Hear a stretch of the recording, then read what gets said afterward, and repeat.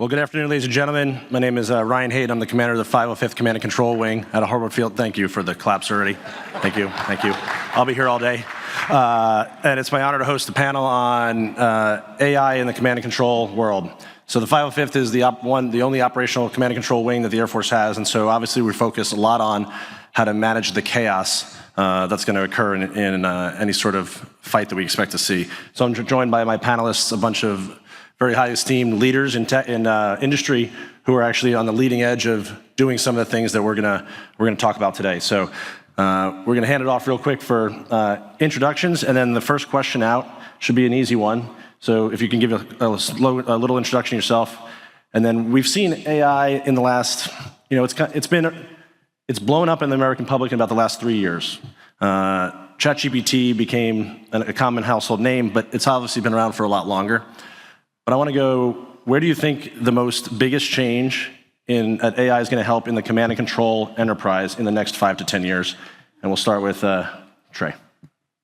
Okay, thank you.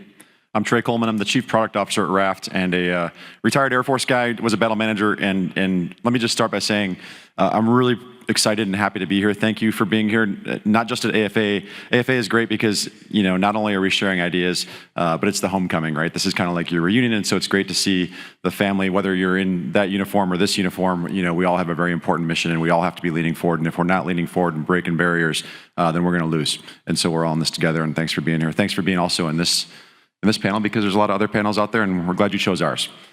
Okay, so Raft is a woman-owned small business, defense tech firm, kind of not so small anymore, almost 400 people, really data platforms, and data is our jam. We're very good at it, pretty well proliferated data platform. But as we look at data platforms, by the way, a $15 billion business today, going to, expected to be a $35 billion business. Why? Because people want to use AI. And to use AI, you have to have curated data. Thus, you must have a data platform. That's why everybody's building data platforms. So it's important. So we want to build AI too, and so we look at artificial intelligence, and you go, well, what's the best application of artificial intelligence? And I see it's pretty well proliferated today at the tactical level. Whether you're talking about autonomous vehicles, or you're talking about computer vision, or you're talking about natural language processing, all capabilities that are fielded today, all in development, none of them refined. I think of this as like the Wright brothers flew the first airplane a year or two ago, right? And that's where we are in the development of AI, and so we're still figuring it out. But I think the biggest game changer, and we're all working towards this, is going to be the operational level, right? That's where the decisions are made. I think that's where the war is won or lost. The battles are won or lost at the tactical level, and the war is won or lost at the operational level. And AI at the operational level is very, very, very hard, because that's decision making, and that's probably the hardest feature of artificial intelligence.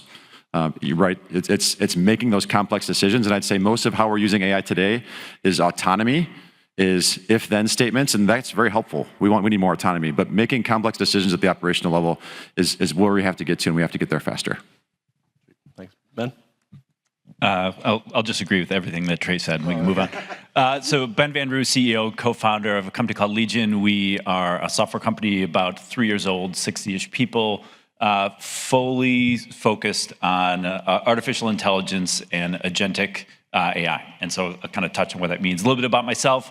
Unlike Trey, I'm not in the Air Force. My father flew 102s and A-10s, and my brother flew 16s and 35s, and the only way they will allow me to go to Thanksgiving dinner is if I've basically dedicated my career to the Air Force. So worked in the public and private sector. I was a researcher at RAND for a long time, and then went back to the private sector, and have solely focused on the precursors of what we know about this ChatGPT, natural language processing, for about 12 years.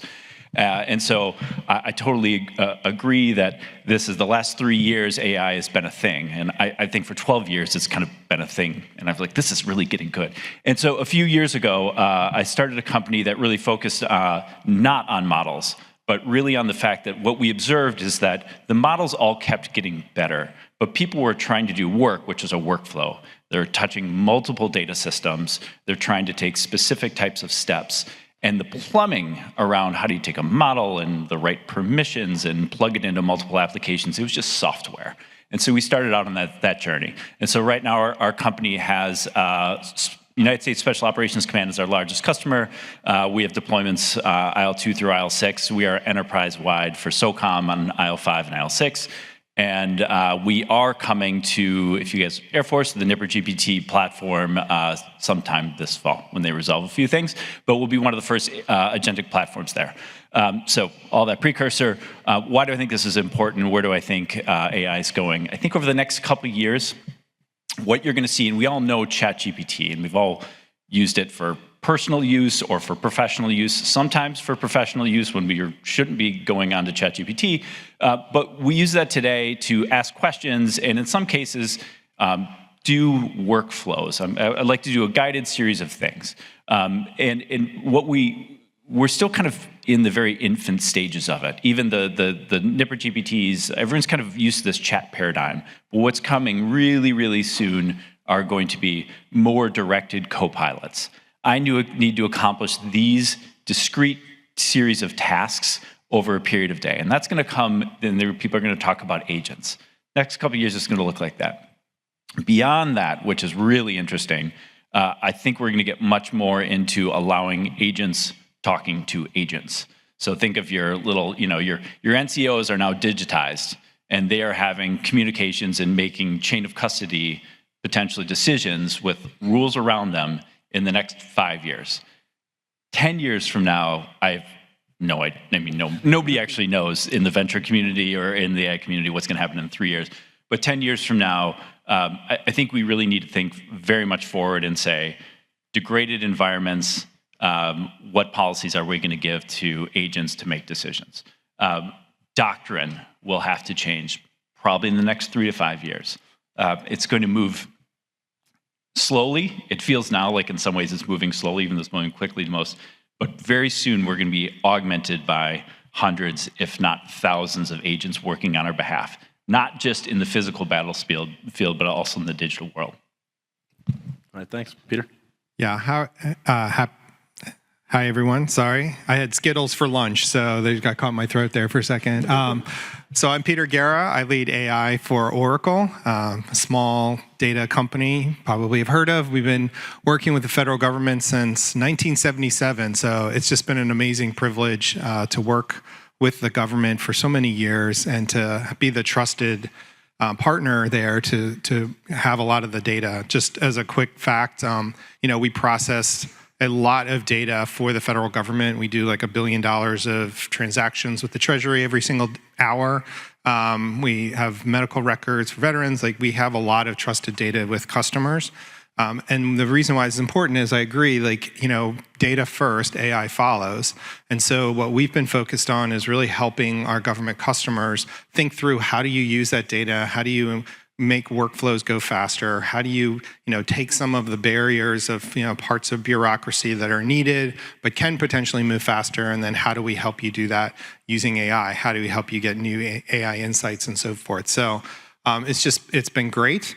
To the C2. So this is where I'm seeing the evolution, and I get the opportunity to see, because I have a global role, both the commercial side and the government and public sector side. And where commercial is taking AI is they're moving it from knowledge to action, and that is happening today. So you can think of like the global supply chain or the distribution systems like FedEx and other things. They are already embracing AI to help them move from knowledge to action, meaning when things are workflow that needs to be done, typically usually by humans with human in the loop, they are moving to a more automated way to be able to do that. Case in point, we use this for ourselves. We process all of our POs. 85% of them at Oracle, done all over the world, is done completely autonomously with no human in the loop. And that is something that is happening every single day. And so where I see the future for what we need, in particular in government, and particularly when there's chaos, potentially, right, as you said outside, that is coming with any kind of conflict, and especially in C2, where we need to do is we need to move from knowledge to action. Knowing is one part of it, and that's really important. So ISR and other things are really important. But what we're headed to, and we've seen this in current conflicts, is there's a lot more automation that's happening in the battlefield. And so we need the ability for C2 to react autonomously and be able to do that in a way that can be directed potentially and potentially not directed. So I think that's where we're headed. Very great. Thank you much. Lou? Yeah, thanks. My name is Lou Ruscetta, so I'm the Director of Strategic Growth at Virtualitics. So a small AI company, about 90 folks based out of Pasadena, California, doing mission AI for mission readiness across the DoD right now. Retired Colonel, Air Force Acquisition Officer, spent most of my time aircraft, ISR, and command and control type programs. So 26 years before I retired a couple of years ago. So when I look at where AI is going in the next 5 years, I think there's two parts of it. I think the first part is moving from the stagnant to the dynamic, right? We are using AI now. AI is in use, but it is in sort of a stagnant sort of environment that's almost predictable. You have time to look at it. You have time to look at the data, look time at what the information that's coming out. Right, and in the next 5 years, I see this moving into the dynamic environment where there's going to be aspects of it where, when you look at decision superiority, that is a factor of speed and quality. So increasing that speed and quality of the information, the data, the outputs from what you're seeing from the AI and ML aspects of it to inform those decisions to get that quicker for all of what we are trying to do operationally in that environment. All right, thanks. I'd like to talk a little bit about trust right now. And we talk a lot about trust generally with trusting the data, ensure that you understand where that's coming from. I'd like to take it a different route and trust in the AI's output of that. And so we're talking about, if we're using command and control, for example, life and death decisions are being made, provided to the forward edge. Currently, those are manned platforms, and those are human beings that are going to be told to do something, and potentially by, whether it's autonomous or human in loop, by a system. And those guidance or the direction that's going may not be intuitive to those human beings. They might think that they should go left, and you're going to tell them to go right because you know better. And you know better because you have AI analyzing massive amounts of data. So in addition to trusting the data, how do you ensure that the force trusts what you're going to produce at the edge? Because if they don't trust what's being produced in the C2 world, we're no better off without it. So I'll start over with Ben. Take it off first. This is a hard question. So there's a couple components. I think so. When we started the company and when we started working with SOCOM, trust was really overcome only when we went out like in the field. We'd go to a JRTC and we'd say, hey, can we do this for this use case? Because like there's great demoware everywhere, and everyone can stand up something really easy and show a cool demo. But as soon as you start getting real reps in some type of environment or an exercise, then I think, okay, this is where we can trust it. This is where things fall over. So I think there's a huge part that will be reps. Really encourage leaders here to be thinking about how do we use this, encourage it, and constantly learn and learn and learn. And then I think starts to be beyond that. You need artificial intelligence to be repeatable. So right now it's still a little bit stochastic, and that's kind of the nature of it. And so you need to be able to have repeatable outcomes. Other things like audit logs. I think in the longer term, when I think about trust, it's going to be the policies. When we're looking at 10 drones in the air, you can process it in your mind. When it's 100, you're going to have to decide when you hand over certain types of trust to AI, because it's going to start, the cognitive load is going to be too much to humans. So I think in the near term, a lot of it's education and practice, and then it's making it repeatable, and eventually it's going to be pushing the trust up into the policies. All right, that's right, great. I think that to highlight there, the practice, and so we always try to practice like we fight. And so this can't just happen in the fight. It can't be the thing we keep and then we only unleash when it's time to actually go. You've got to get reps with it so that the people in the field actually trust it. So that's a good point. Peter? Yeah, I just want to say, I think one thing we've seen in real life scenarios where AI is being deployed is test and validation is key. It's not always done well or thought of end to end, especially when deploying AI systems. So think of like large language models know about the data that it was trained on. It doesn't know about your data unless you let it see your data. And so the answers that come back is always the expert issue. Like, how do you know if it's actually giving you the right answer if you don't know yourself, right? That's a much more difficult problem when you start getting from like deterministic type knowledge things to more probabilistic knowledge things in the field. And so one thing that I think I really want to stress is really be thinking about that entire test and validation pipeline from beginning to end, and understand that these are mathematical, statistical systems that have a degree of error always. 10, 15, 20%, like, you know, you can look at the numbers of what the testing validation is. So it requires a lot of thought and a lot of testing to make sure that you're okay with those margin of errors that you're going to inevitably get from any AI system. Sure, and just because the margin of error comes from AI, that doesn't mean it's should be thrown out, much like humans make errors all the time, and we trust them. And so, good point, though. Lou? Yeah, so trust is the foundation of AI adoption.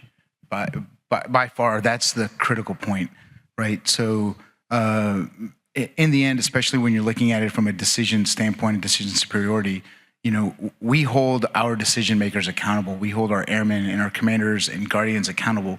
We don't hold AI algorithms accountable, right? And we never will, and we shouldn't. So when you look at the need for trust, so I know like so Virtualitics, we have what's called explainable AI, and we are using that now with Air Force Global Strike Command to synchronize maintenance activities across the B1, B2, B-52, and the ICBM platforms. So, and what we have seen is as they have used this and started using it and using it for their planning, for their execution, for their understanding and of what they need to do and integration across the entire logistics element, we've seen the adoption increase, right? So that's sort of how we're measuring trust and how I'm measuring trust within the team of going, hey, how is that airman and guardian still using that? Are they using it on their own? And they are, and is that increasing? And that to me is that measure of trust. But without that trust, without that ability to go in and see how the data is being used and what it's being produced, and even giving the user the ability to question it, right? That's how you gain that trust. And I think as this becomes more ubiquitous in our lives, and it just becomes things that are around us day to day, we will interact with it more, and therefore it won't be as unique in the fight. It will be just another portion of our lives that happens to happen in the fight. Trey? Yeah, I definitely agree with. I mean, you guys are hitting all the same points that come to mind. The last thing I'd add to that is, have you read the book, or have you read it recently, The Speed of Trust by Stephen Covey? It's a great book. If you haven't read it, you know, or haven't read it recently, pick it up. It's a great read. It's a quick read. But the idea there is that if you build trust, you can have faster transactions. You can make better decisions. You can move faster. You can make better business decisions because you have trust. And if you don't have trust, everything slows down. And speed is what we all want here, right? That's what we're trying to get to. And so if you have the greatest AI in the world, but you don't have trust, you don't have anything.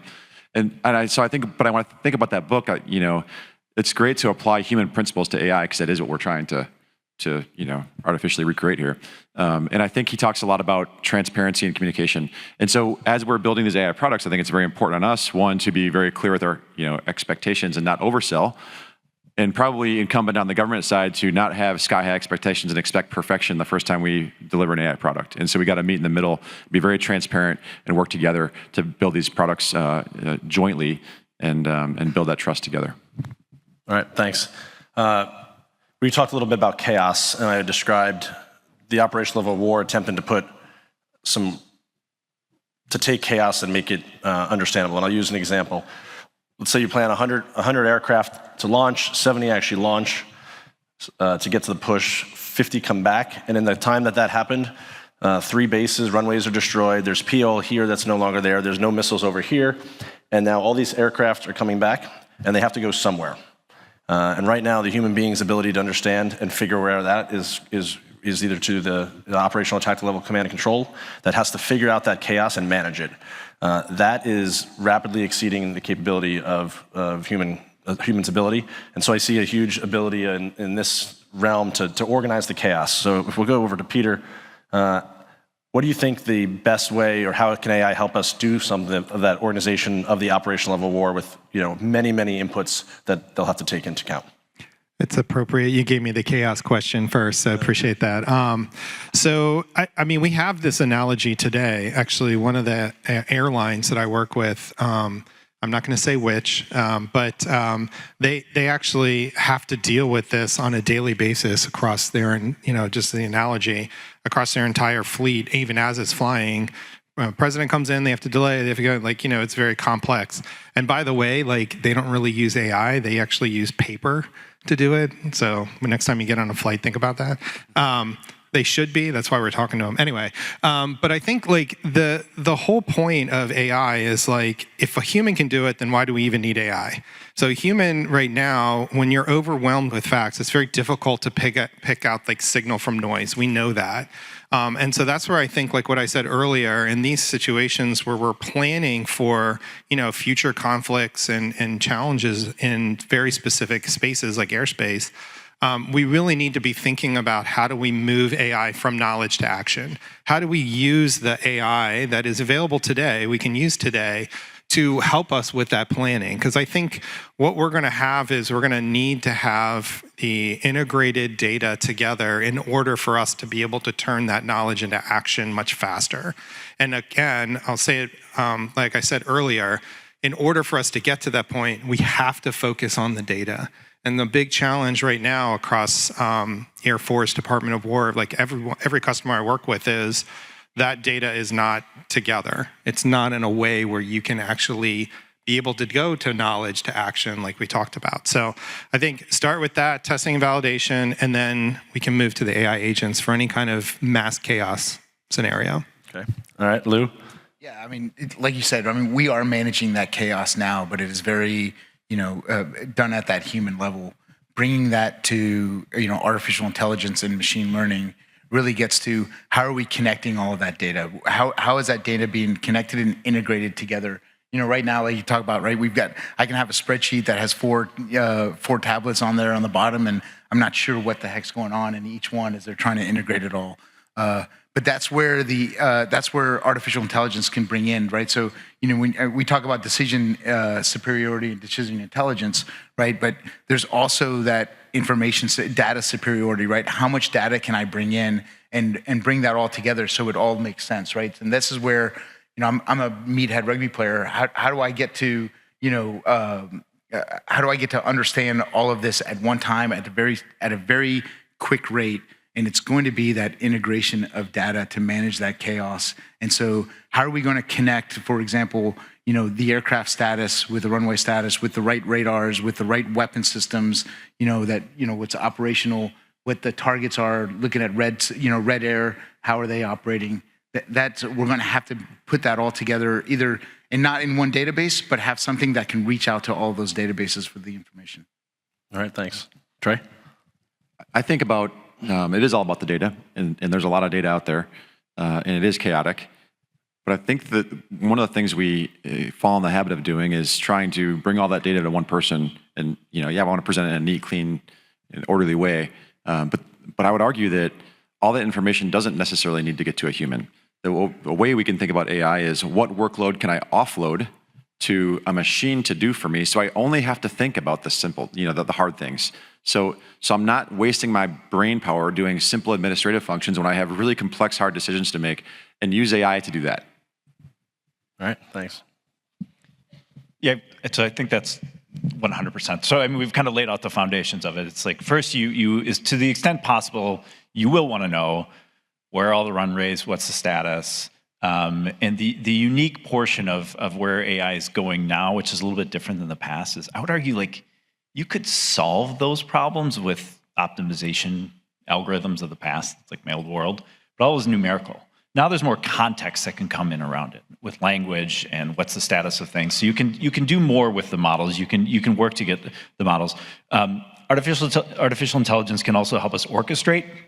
So I think to your point, Trey, it's not necessarily just one person has to have all the information. It's given the information that we have, and some of it might be degraded. We might not have any understanding. How do we orchestrate whatever we can to make the highest level decisions and have people get involved there? And then offload some of that to large language models, to optimization models, to simulations. What is intriguing and where artificial intelligence is starting to get more and more proficient is in orchestrating all these different systems together and then saying this is the best picture that I have given the information that is available and not. All right, thanks. In a fight with a peer competitor, I hypothesize that there's probably three major categories that will define whether we win or lose. One, I think, is contested logistics. Second is command and control, and third is the long-range kill chain. Who has the farther arrow, traditionally is one. The ability to manage the chaos, which I talked about, and the ability to get stuff into the fight. So of those three, whichever one you want to go to, where do you think AI will give us the biggest ability to conquer that specific task in the next 5 years? So, Lou, over to you.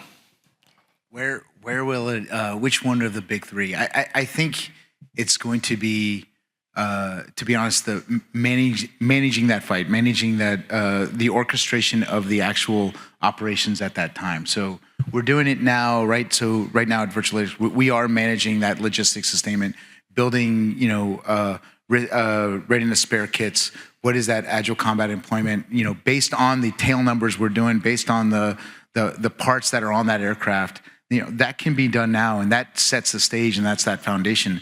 But if we don't know, and if we can't operate within that red air's that opponent's OODA loop, right, and start making sure that we can make decisions better and faster than them at the time, we're gonna fail, and it's gonna be an ugly type of fail for our forces, right? So especially in a peer competitor that most likely will outnumber us, right? So we rely on the superiority of our weapon systems and not necessarily the quantity of them, right? That has been the history of our Air Force, right?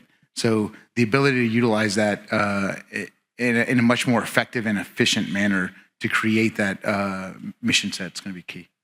All right, thanks, Trey. I'm not going to answer your question. Okay, next, Ben. Here's the answer: is I'm not going to pick one because it's just impossible to separate them, right? It's like the joint functions. You can't just, I'm going to go to war, I'm only going to do 3 of the 5 joint functions. No, you got to do them all.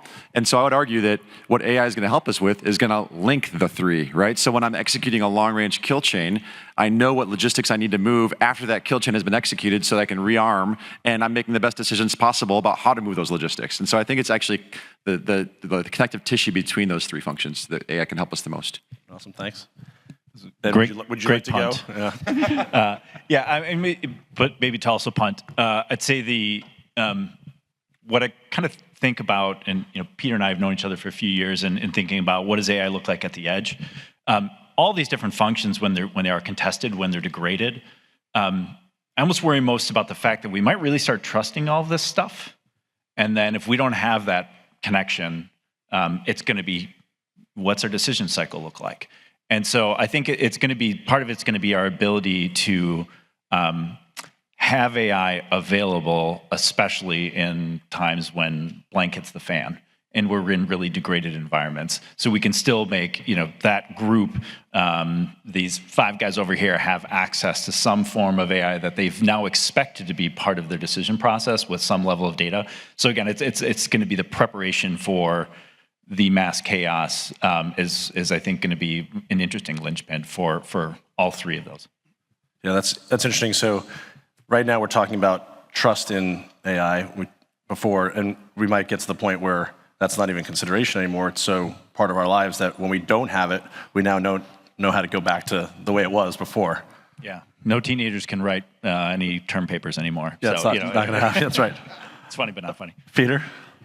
Yeah, I mean, personally, I think that supply chain and logistics, we know that wins.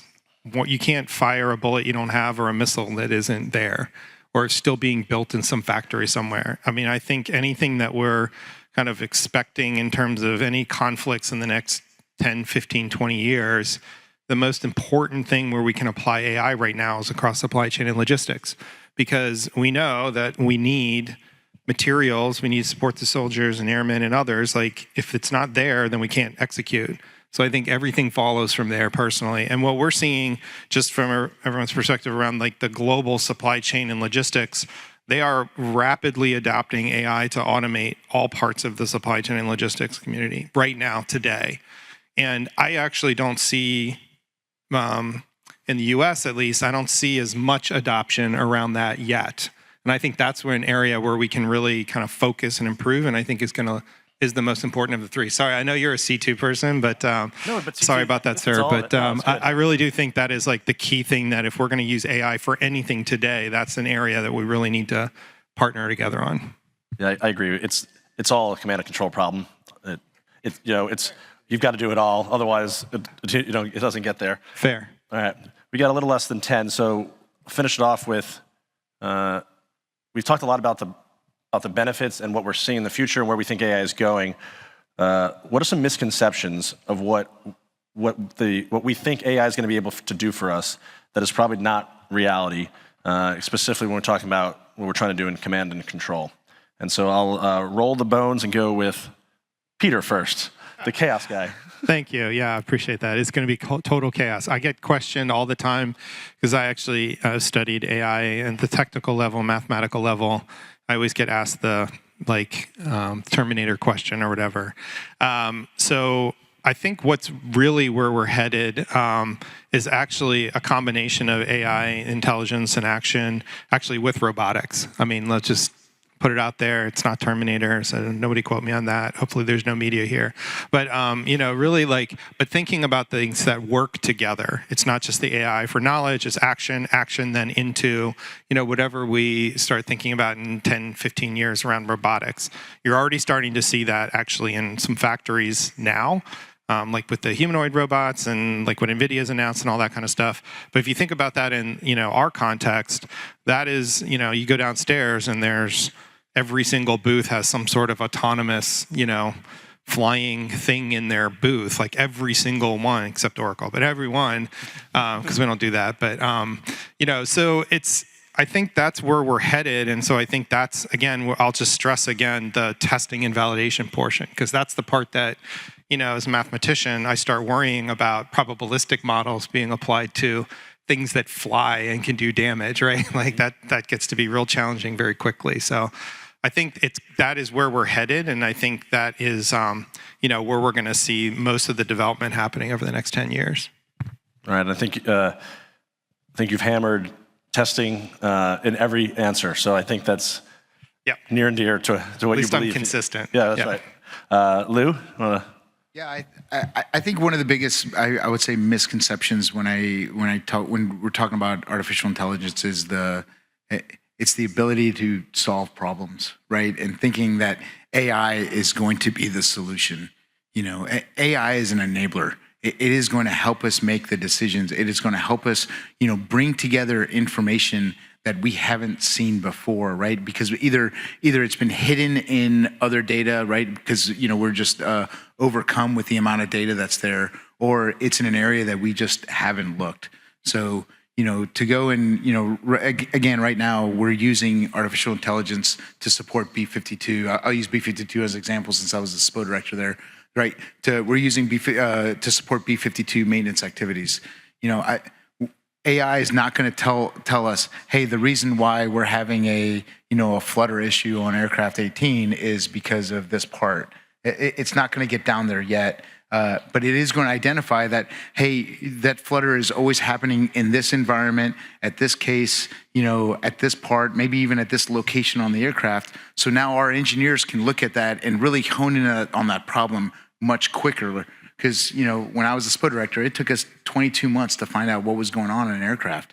Now we can look at that, and with the access that we have, and even being able to pull in not just the actual maintenance data, like the times we had to remove and replace a part, but what were the maintenance logs? What did the maintainers write about this? What is going on? What did the pilots write about this and what was going on? So we get that information better.